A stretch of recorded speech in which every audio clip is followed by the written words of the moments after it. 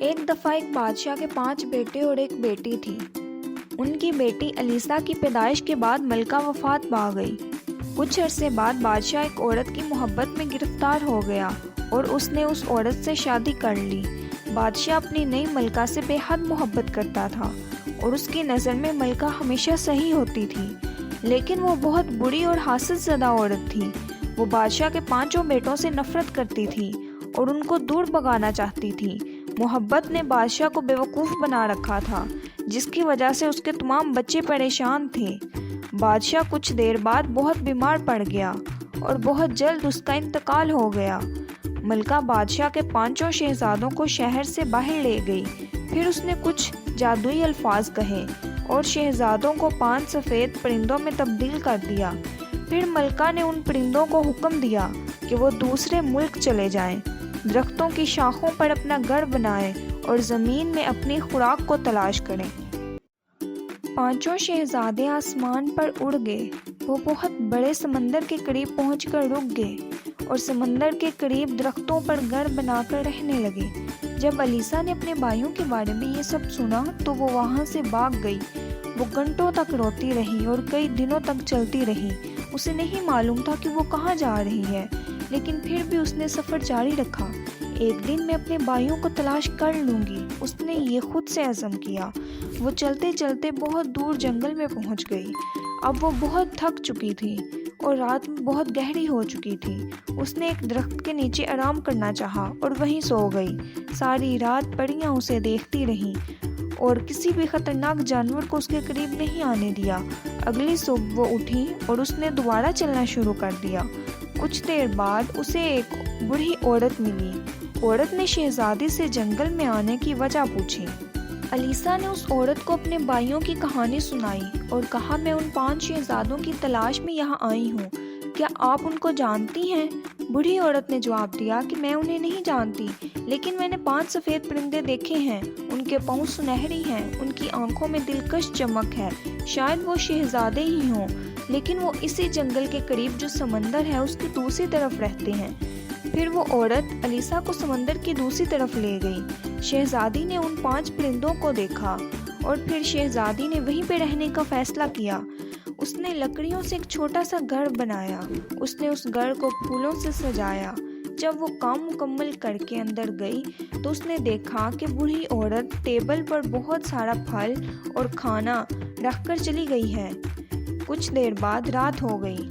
رات کو شہزادے الیسا سے ملنے آئے۔ الیسا نے ان کو دیکھ کر بہت حیران ہوئی اور رونا شروع ہو گئی۔ شہزادوں نے کہا، اداس مت ہو الیسا، ہم تمہیں کہانیاں سناتے ہیں جس سے تمہارا من بہل جائے۔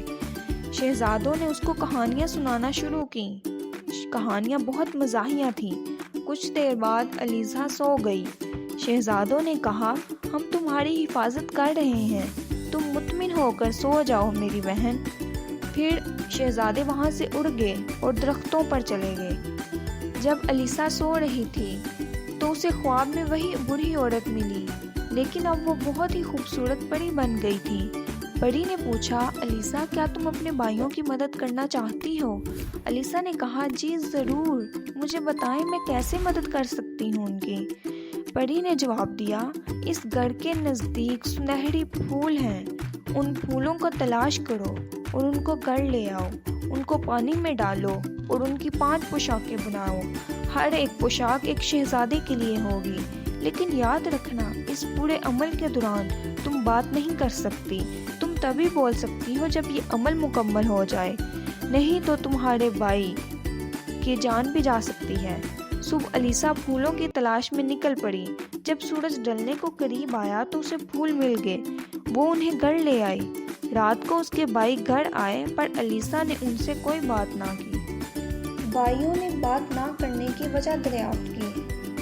الیسا نے ان کو خاموشی سے سنہری پھول دکھائے اور اشاروں سے بتایا کہ وہ ان کی 5 پوشاکیں بنا رہی ہے۔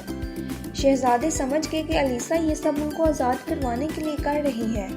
الیسا دن رات کام کرتی رہی اور بھائی اس کو دیکھتے رہے۔ 2 سے 3 ہفتوں میں 3 پوشاکیں تیار ہو گئیں، لیکن ایک دن جب وہ سمندر کے کنارے کھڑی تھی تو ایک کتے نے الیسا پر حملہ کر دیا اور وہ بری طرح الیسا پر بھونک رہا تھا۔ اچانک ہی ایک آدمی درختوں کے پیچھے سے نکل آیا۔ اس نے الیسا کو بچایا اور اس سے پوچھا، تم کون ہو؟ یہاں تو کوئی نہیں رہتا، پھر تم کہاں سے آئی ہو؟ الیسا نے اسے کوئی جواب نہ دیا۔ اس شخص نے کہا، ان پہاڑوں کے پیچھے جو ملک ہے میں اس کا بادشاہ ہوں، میں اکثر یہاں آتا ہوں، تم مجھے اپنا مسئلہ بتا سکتی ہو؟ لیکن الیسا کچھ نہ بول سکی۔ بادشاہ کو سمجھ آئی شاید یہ بول نہیں سکتی۔ اس نے سوچا کہ میں اس کو جنگل میں اکیلے نہیں چھوڑ سکتا۔ وہ اسے لے کر محل چلا گیا۔ جب وہ محل پہنچا تو بادشاہ نے الیسا سے شادی کی پیشکش کی تو وہ منع نہیں کر سکی۔ بادشاہ نے الیسا سے شادی کر لی۔ جب یہ بات اس کے بھائیوں کو پتہ چلی تو وہ بہت اداس ہو گئے۔ ہر روز بادشاہ کے محل کے اوپر آ کر وہ پرواز کرتے رہتے تھے۔ الیسا اس کوشش میں تھی کہ وہ کب اس محل سے فرار ہو کر باقی کی 2 پوشاکیں مکمل کر لے۔ بادشاہ کا ایک بھائی تھا جو بادشاہ سے حسد کرتا تھا اور وہ بادشاہ کو مار کر خود حکمرانی کرنا چاہتا تھا۔ ایک دن بادشاہ کو کسی دوسرے ملک جانا تھا۔ الیسا نے بادشاہ کی غیر موجودگی کا فائدہ اٹھا کر رات کو جنگل میں جانے کا فیصلہ کیا۔ جب وہ رات کو نکلی تو بادشاہ کے چھوٹے بھائی نے اس کو دیکھ لیا۔ وہ اس کا پیچھا کرنے لگا۔ الیسا اپنے گھر آئی اور پھولوں کی پوشاکیں بنانے لگی۔ بادشاہ کے بھائی نے یہ سب دیکھا تو اس کے دماغ میں ایک ترکیب آئی۔ وہ وہاں سے چلا گیا۔ اگلے روز وہ کچھ سپاہی اور لوگوں کو جمع کر کے اسی جنگل میں آ گیا اور کہا، یہ لڑکی ہمارے بادشاہ پر جادو کرنا چاہتی ہے، اسی لیے یہ پوشاکیں بنا رہی ہے تاکہ پوری سلطنت اس کی وارث بن جائے۔ الیسا یہ سب سن کر حیران رہ گئی۔ وہ کچھ بھی نہیں بول سکی۔ لوگوں نے فیصلہ کیا کہ وہ اسے مار ڈالیں گے۔ بادشاہ کے بھائی نے لوگوں سے کہا کہ اس کا فیصلہ ہم صبح محل میں کریں گے۔ یہ کہہ کر وہ شہزادی کو محل لے آیا اور اسے وہاں قید کر دیا۔ الیسا پوشاکیں مکمل کر چکی تھیں، بس اب وہ انہیں شہزادوں کو پہنانا تھا۔ الیسا محل میں قید پوشاکوں کو ہاتھ میں لیے رو رہی تھی۔ اگلی صبح یہ فیصلہ ہوا کہ الیسا کو جلا دیا جائے کیونکہ وہ ایک جادوگرنی ہے۔ ابھی الیسا کو جلانے کی تیاری کی جا رہی تھی کہ بادشاہ واپس آ گیا۔ یہ سب دیکھ کر وہ شدید غصے میں آ گیا اور یہ سب روکنے کا حکم دیا۔ تبھی الیسا بھاگتی ہوئی وہ پوشاکیں لائی اور ان سنہری پرندوں پر ڈال دی۔ پرندے خوبصورت شہزادوں میں تبدیل ہو گئے۔ الیسا نے اللہ کا شکر ادا کیا کہ وہ اپنے کام میں کامیاب ہوئی ہے۔ بادشاہ اپنی بیوی کو بولتے دیکھ کر بہت خوش ہوا اور اس نے جشن کا اعلان کر دیا اور الیسا کے 5 بھائی اپنے ملک سلطنت واپس روانہ ہو گئے۔